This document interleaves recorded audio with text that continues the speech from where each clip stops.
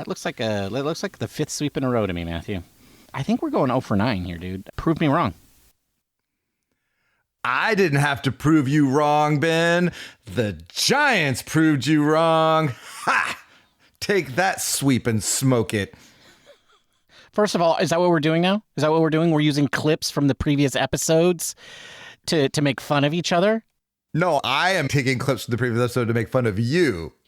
Oh, I see.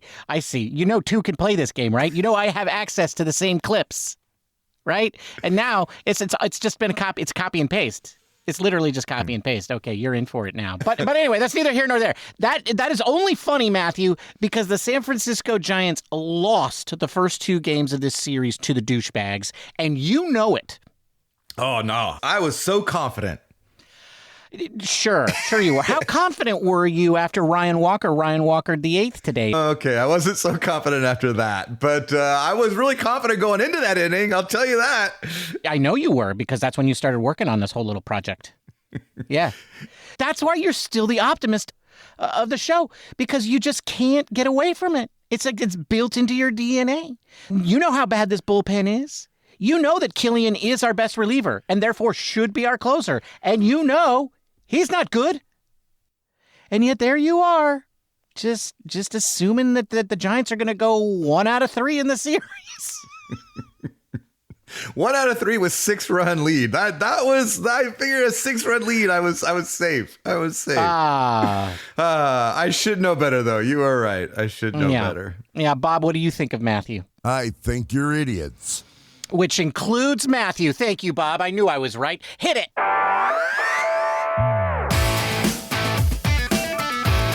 Welcome to Giant Cocktails, where the humor is elite, but the baseball sucks. Oh yeah, here are your hosts, Ben and Matthew Henry.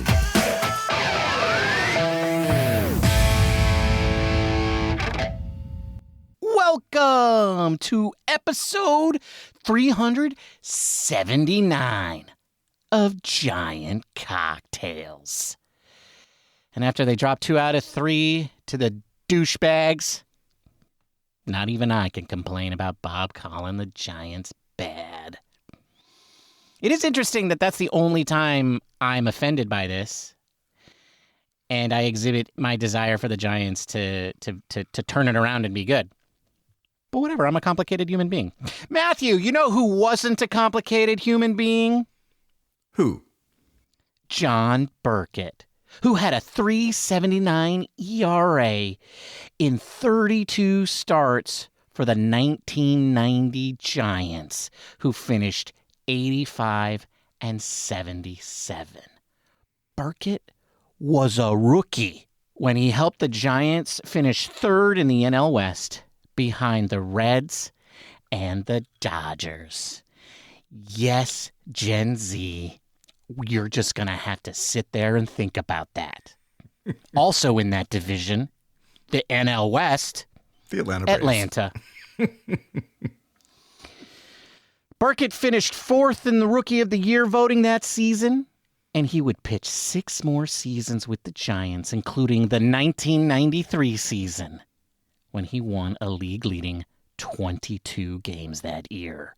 Also has a perfect game. I think a couple, actually. Has at least 2 perfect games in the sport of bowling. Oh, bowling. Okay, yes. Yeah. How good are you at bowling? Oh, man, I could break 100 like that, man. Yeah, okay. That's actually halfway decent. Is it? No. I didn't think so. No, that's like 100 is kind of like the Mendoza line. You know, okay. It's like you want to be in triple digits so that you don't feel like a total schmuck. That's basically my bowling, yes. Right, okay. Yeah. Bob, do something here, man. Look alive, buddy. Enough with the banter. Let's talk cocktails. There it is, Bob. I love how you just always commit. You know, you commit to the line even though it doesn't really work in the scenario. Well, whatever. Yeah, do it. What are you drinking, Ben? Well, thank you for asking, Bob. That's very kind of you, Bob. There I was in my kitchen, and I said, Alexa, play a John Denver song about somebody who's gotten beat up a lot, starts to show some resilience, then gets sucker punched and almost gets totally beaten down, but then limps away to fight another day. And Alexa said, playing Sweet Misery by John Denver. And that's what I'm drinking today, Bob. A cocktail called Sweet Misery. She loves the company. Inspired by the San Francisco Giants' performance in Arizona, and somewhat influenced by one Ryan Walker. Hey, Ryan. Thanks, buddy. Thanks for the memories. What are you drinking, Matthew? I am also, Bob, drinking a cocktail inspired by the Giants this weekend. It's called How to Kill a Friend. I will tell you all about it at the end of the episode. I have questions. Would you consider me a brother or a friend? Oh, you're my best friend. Are you kidding? Oh, God.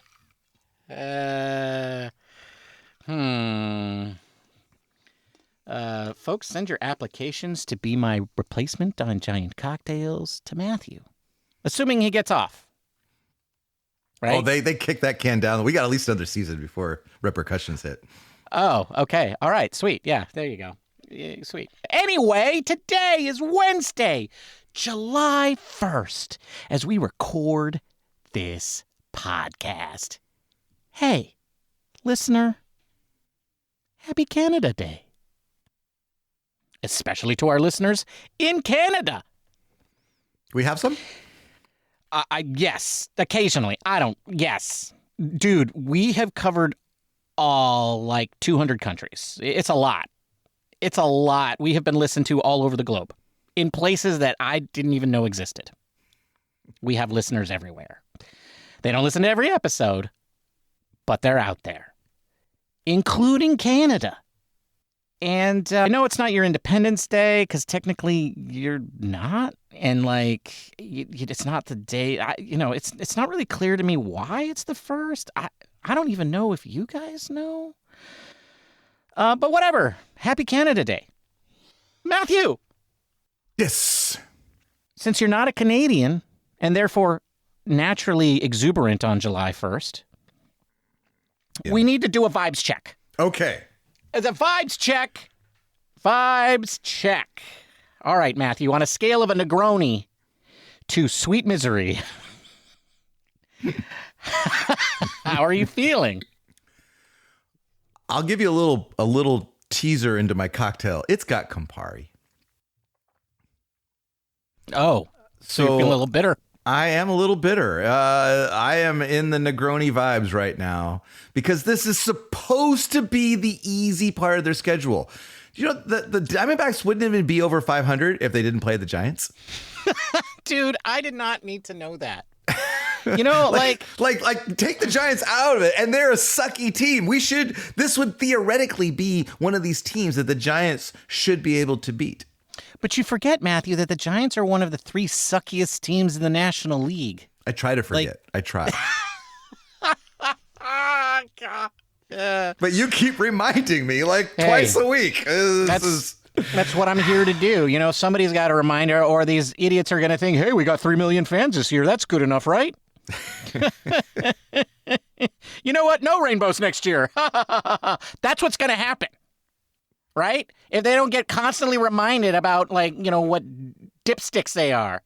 Yeah, and I'm talking to you, Buster Posey hobo. Dipstick. Ben, it has gotten so bad. I am so desperate for good news that when I looked at the standings and I saw that the Giants were 5-5 in their last 10 games, I was like, ooh, an improvement. I got a little bit of joy from that. That's how bad it is, man. Yeah, okay, I agree. That's why you're a Negroni. Okay, vibes check. Okay, what about you? Where are you? You know what? I don't want to downplay the third game win You know, like we've talked about this season, how that third game really just changes the whole mood of the series, no matter which direction it goes, right? Like if you lose the first two and you win it, it's like happy. If you win the first two and then you lose the third game, it's like bad, even though the series overall was a win. Heliot Ramos and Barry Cotto and charging out to the 6-run lead and Trevor McDonald. There was a lot of things to feel happy about, but you know what? No. I named my cocktail Sweet Misery, dude. I am I'm a Negroni. We were like one Caleb Killian blown save away from 5 sweeps in a row. And that was a funny bit, but I realized that most of those sweeps were bad. So and I know none of them were sweeps. None of them were sweeps. That's why it was funny. It's funny to me, listener. Like, I get it wasn't funny to you. Like, I get it. But I don't really care if you're laughing with me or at me. The fact is, you're listening. Barely. Watch out for that car! Oh, okay. Never mind. I do want to say that the Giants are 36-50. Because you know what? I think we're letting them off the hook when we don't say the record. All right. Yeah. Fair enough. Yeah.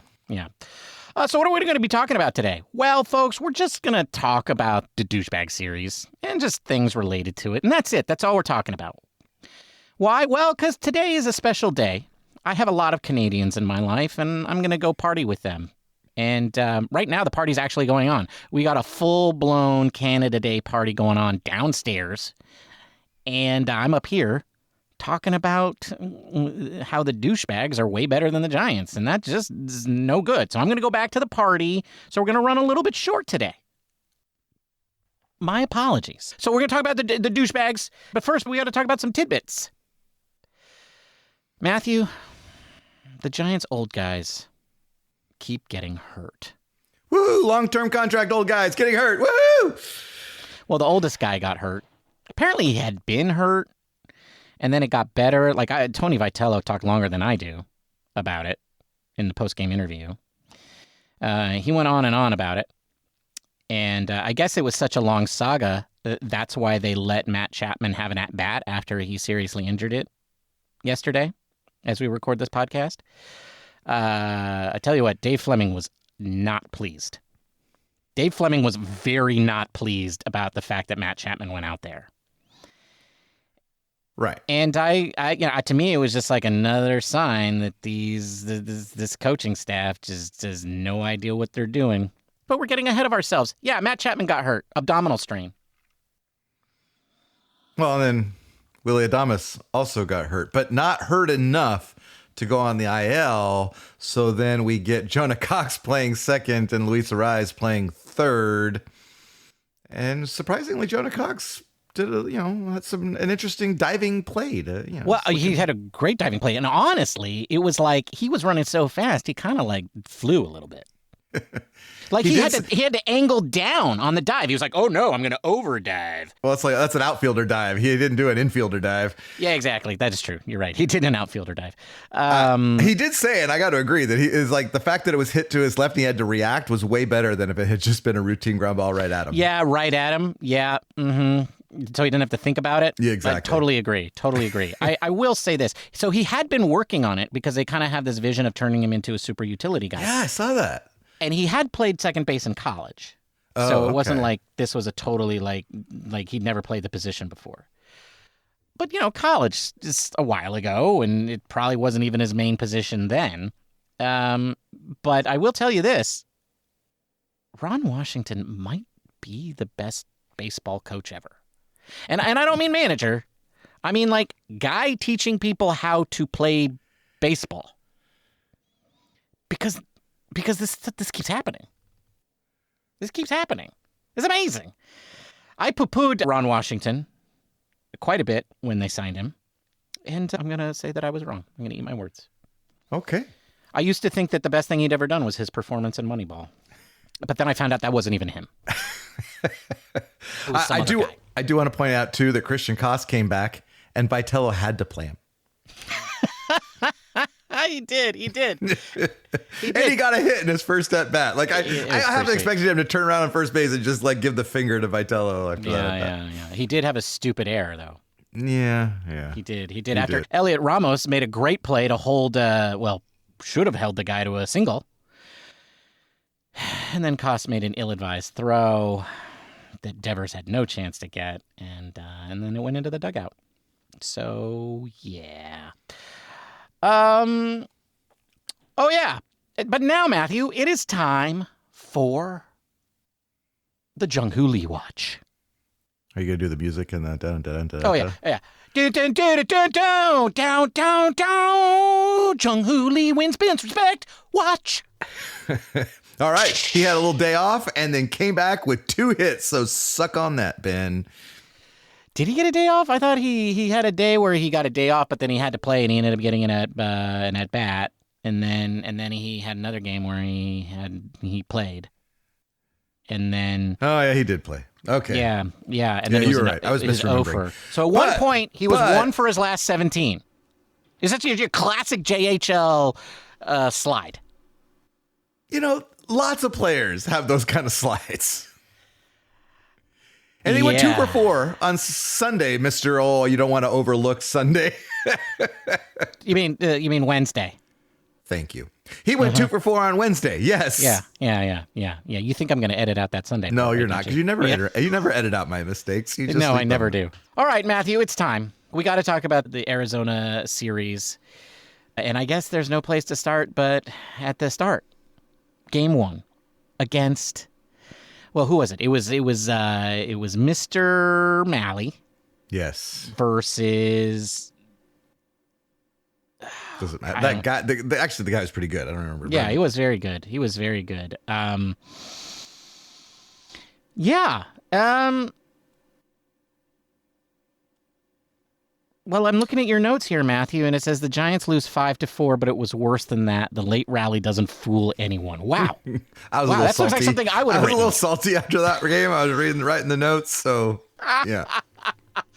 I was excited by the rally. Because I was like, oh, here are young, good hitters, like, doing stuff. That's fun. I mean, I think you're right. That there was not a whole lot going on in there. And even as that rally was going on, I was like, I didn't believe it.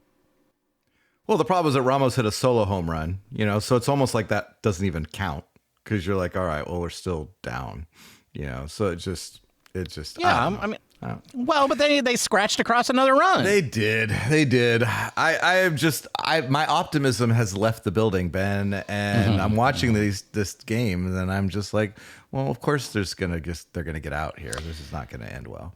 Yeah, well, okay. So I alluded this to earlier in the show, but the other thing that happened during this game was that old Tyler Malley, he was on a pitch count, except he didn't know? He didn't know he was on a pitch count. When I read that the next day, I got to say, Ben, I have tried to be a Vitello, I wouldn't say apologist, but understanding that he's new on, to all of this. But I guess in college, you don't tell the players apparently anything, right? You just play when I say you play, and you just go in when I say you go in. You don't have conversations with them. And apparently they're still in college because Tyler Malley's, and then credit to Malley because he did try to be like, oh, I should have known. He was like, I was on 70 pitch count earlier the previous start. I should have known that I would have had a limit of around 85. My bad. He tried to take it for the team, and I appreciate that about him. But this was all on Vitello and the coaching staff because, damn it, shouldn't you tell the pitcher, hey, we're concerned, we want to, rest you. We want to make sure you understand that you're on a pitch count today. That should be something you say to your pitcher before the game. I would agree. I mean, I guess maybe there would be scenarios where you wouldn't want to do that, but they all seem sort of like far-fetched or kind of like counterintuitive, like you don't want the guy to like be thinking about it, whatever. No, I think a guy should know that he's on a pitch count. Well, then they tried to play it off though. They were like, oh, we wanted Hentges up anyway. That was going to be it no matter what because we wanted that matchup. And I was like, okay, that makes baseball sense, but you still should have told Malley that he was on a pitch count. Yeah. And I think what bothers me about this one is that there's a lot of this information coming out that just really suggests an utter lack of communication between the staff and the players, right? And these things keep coming up. It was like, the whole thing with Devers' hamstring and all of that. Like why wasn't that more clearly established with Devers that, yes, we agree that you're healthy? But and then this scenario, I think there was the other day, or like it was a while ago now, but Jonah Cox, not knowing how many outs there were when he came into pinch run. Now we don't know that Shane Robinson didn't tell him how many outs there were, and that was totally Cox's fault. We don't know that isn't the case, but it just, it's all kind of adds up to just lack of communication, and what really concerns me is that was kind of the situation at the end of the Kapler era, right? Right. The team was struggling. They weren't playing well. And then all of this information started coming out about a lack of communication, a lack of coordination. And so that's troubling. Now, part of it may be that just it's a bad team and bad teams moan and groan more than good teams do. And so maybe this just everything's just magnified. But maybe not. But I will tell you this. I agree. Like, it really annoys me that mistakes like this keep happening after 84 games. Like, there should be a learning curve, but really smart people who have a former manager as their number 2 also should not be making these kinds of mistakes over and over and over again. Yeah. Well, and the guy that was supposed to be the guy with experience is Jace Tingler, and we already know how you feel about him. But going back to his Padres manager's day, the criticism on him was that he wasn't a very good communicator with the stars on the team, like Tatis and Machado. Well, maybe it's just he wasn't a very good communicator at all. Yeah. Like not just with the stars, but, the guys that really matter. And so maybe not the best guy to be in Vitello's ear at this point. No, at this point, not ever. Not ever. He was never the right guy. He also had a lot of weird cockamamie, like, video game-esque ideas about strategy. Like sitting relievers down in the between innings and having them get back up and having it just be fine. Stuff like that. Sound familiar? Yes, very familiar. So yeah, no, he was supposed to be the adult in the room, the experienced guy. And, I don't think he's made a lick of difference. You know who else is not making a lick of difference, Matthew? Landen Roupp. That's right. Did you know, Matthew, that on Tuesday's game, that was the 11th Landen Roupp start that the Giants have lost in a row? Wow. The Giants have not won a Landen Roupp start in 11 starts. That's not even number 5 level. When you give up 5 hits and 6 walks in 2 2/3 innings, it makes it kind of hard to win a game. Yeah. So Landen, I mean, I know you know this because I saw you say it in the thing, which is like, okay, so do it. Try not to suck so much. I'm not that worried about it, though. Whatever. I will say that the whole, Roupp was the main problem, but the offense didn't show up again. But that's true. That's true. Devers was the only hitter not named Arise to get a hit in that game. That's right. And there was a moment in time where the Giants announcers were making statisticians all around the country irritated because they were asking them a question that is very hard to research, which is, has there ever been a player who hit for the cycle but also had all of the hits for his team in that game? Because that's where Luis Arise was. He was a double away from the cycle, and nobody else had a hit. But then Devers hit the home run, and that was that. But nonetheless, we almost saw history, Matthew. We almost saw history. Instead, we just saw another Giants loss. We got to trade that guy. Yeah. All right. And then... Game 3! Woo! That's right. We won! Woo! We kind of crushed them. We almost crushed them. We, minus Ryan Walker, crushed them. Our 25 guys beat their 27 guys. Yes. That's what I know. Okay. That is... And so, and that's a feat in and of itself, because we were already outnumbered, and we still did enough to win. And it was a good win. I mean, okay. So first of all, I want to talk about Ramos, because there was a period not too long ago where you were like, I think Heliot Ramos is going to be riding the pine. He's going to be on the bench. What, Matthew? Okay. There has been some low-key talk about Ramos being a possible trade candidate. And it kind of ties in with the other guy that had a great game today, Barry Cotto. Because maybe you keep Barry Cotto and you trade Ramos, and for whatever reason. Like, I don't know. Because you want to get some young prospects. I don't. Yeah, well, so this is interesting. We talked about trades last week, but we didn't get too far into like what the Giants should be looking for.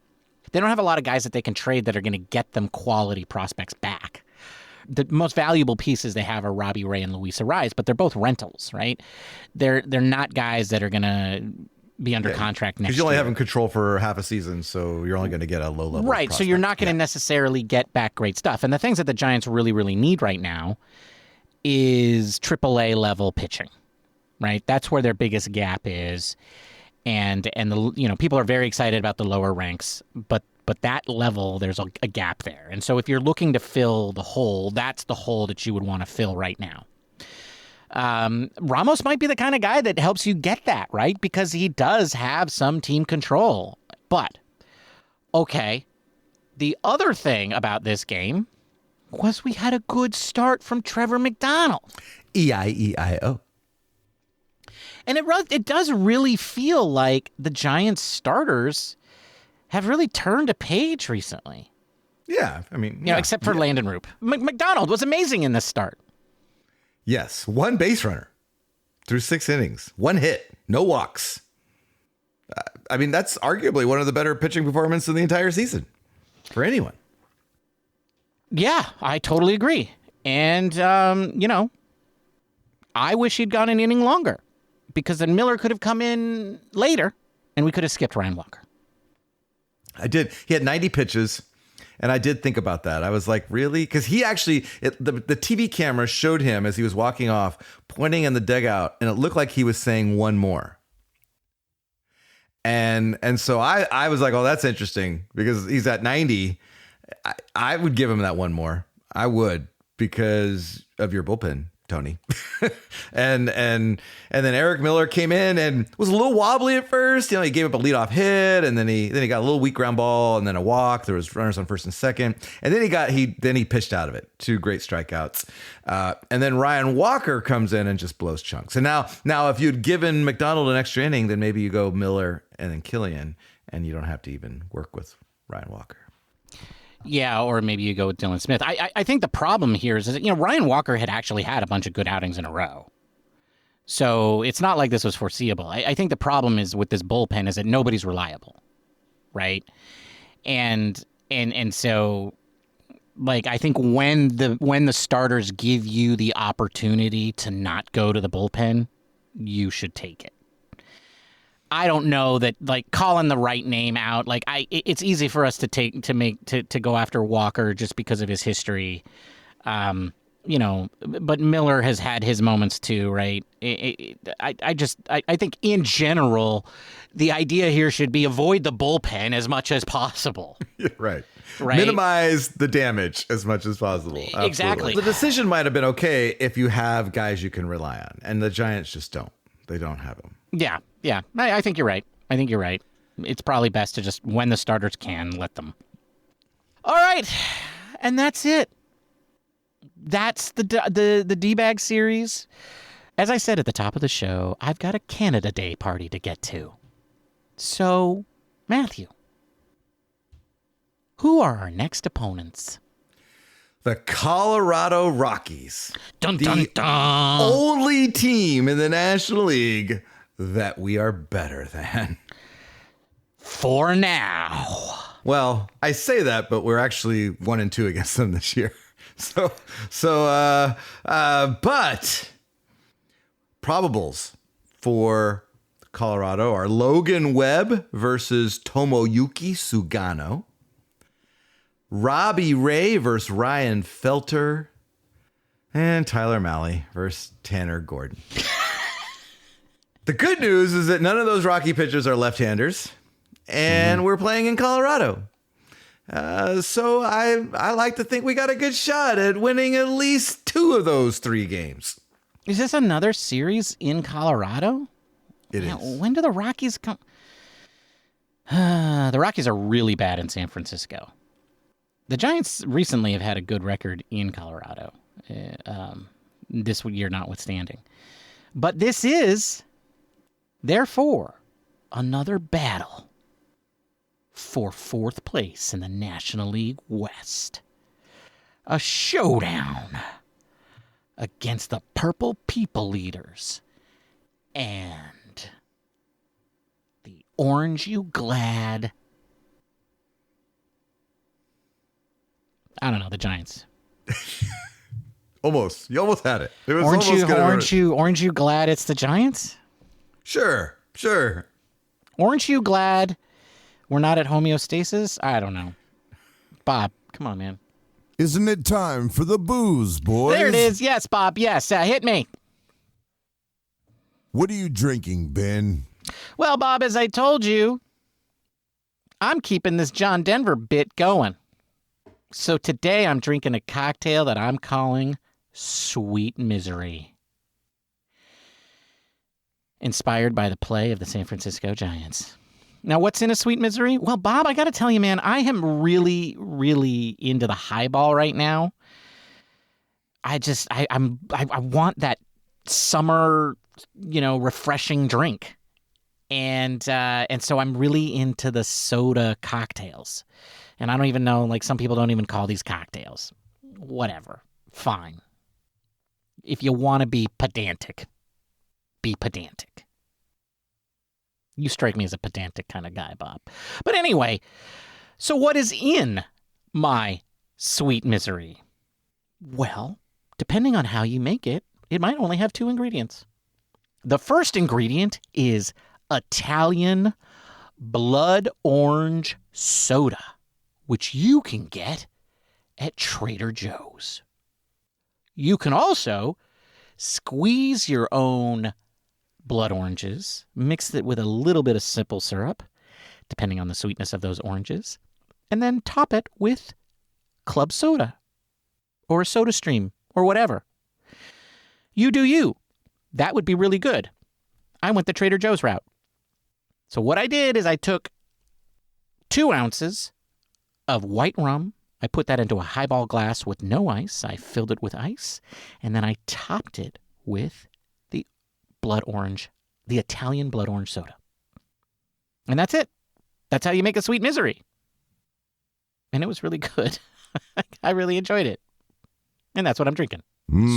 That's a tasty cocktail. It was very good. Very refreshing. What are you drinking, Matthew? Well, Bob, before I get into that, I just want to let the listeners know that we are going to be going to Colorado this weekend. So you can bet the John Denver shtick is going to go at least one more series. Oh, it's going way more than one series. But what am I drinking, Bob? Well, I'm drinking a How to Kill a Friend. This isn't my cocktail, something I found online. There's a story behind it, I'm sure, but I didn't bother to look. What's in it, though? It's 1.5 ounces of Mezcal, 3/4 ounces of Campari, a 1/2 ounce of sweet sherry. And with that Campari, you better use Pedro Ximenez, man. 1/4 ounce of Cointreau, 1.5 ounces of pineapple juice, fresh if you can get it, but canned, okay too. 1/2 ounce of lime juice, and 4 dashes of Angostura bitters. You're going to shake all those ingredients with ice, strain it into a tall glass filled with ice, preferably crushed or pebble, because the more this like dilutes in the ice, actually the better it tastes. And you're going to garnish it with a mint sprig, give it a good slap so you get that mint, put it in the top. It's a nice, refreshing drink, a little bit on the tart side, but also a little smokiness at the end. Very, very nice. So that's what I'm drinking, Bob. How to Kill a Friend. That's a tasty cocktail. Definitely is. And no friends were harmed in the making of this cocktail. And that's a wrap, folks. Thank you for joining us. We'll be back on Monday with more Giants content. If you can't wait that long to get your fix, feel free to reach out to us on the socials where you can find us under the username Giant Cocktails. Don't forget to leave us a 5-star review, right, Bob? It's not positive if it's not 5-star positive. That's right. And leave some funny little comment because it's always fun to read them to our listeners. Don't forget, you can also listen to us on YouTube where you can subscribe and leave us comments there as well.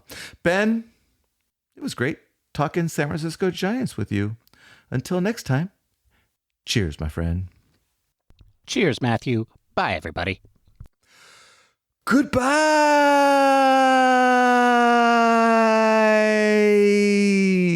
Canada Day.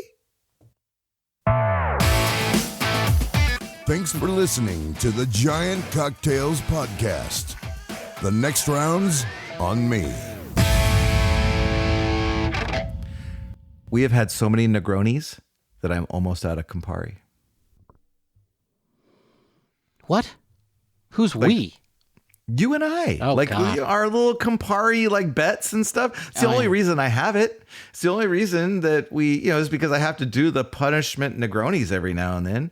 And so when I broke it out today to make this How to Kill a Friend, I was surprised at how low my stock of Campari was. That's mortifying. Mortifying. Although I do recognize it.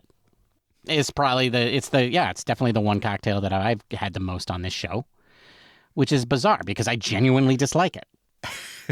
Same. Why do we do this to ourselves?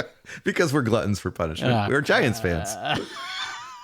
The thing is like, like being a Giants fan is not as bad as being like a Mets fan. Well, that's true. Or a Pirates fan. Or, what I'm saying is that like we can do better, Matthew. We can do better. This is it. I resolve no more Negronis. Oh. Okay, we're a Negroni-free zone? We're a Negroni-free zone. Grown men do not have to drink Negronis. And all right, well, then I am not replacing my bottle of Campari, damn it. Okay, good. Also, somebody tell the millennials they don't have to drink the Negronis anymore. It's over. It's over, millennials. The fad has gone. Is gone. Yeah, the fad's over. Don't do it anymore. Palomas. Subscribe now because you'll forget when you're hungover.